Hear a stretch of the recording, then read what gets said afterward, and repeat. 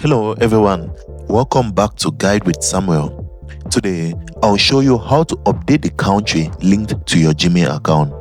This process is simple and I'll walk you through each step so you can do it with confidence.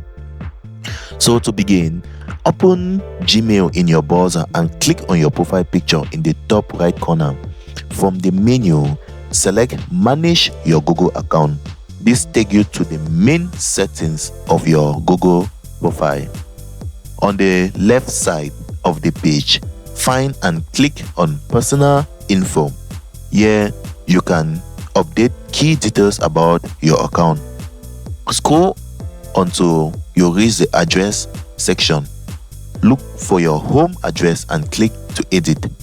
Enter your new address carefully, making sure to follow the format used in the country you want to switch to. Double check for any mistakes, including the postal code. When everything looks good, hit the save to update your information. And that's all there is to it, guys. Updating your country helps you tailor Google experience, like showing local content and relevant search results. Thanks for watching, and if you found this guide useful, please like the video and subscribe to Guide with Samuel for more easy tutorials.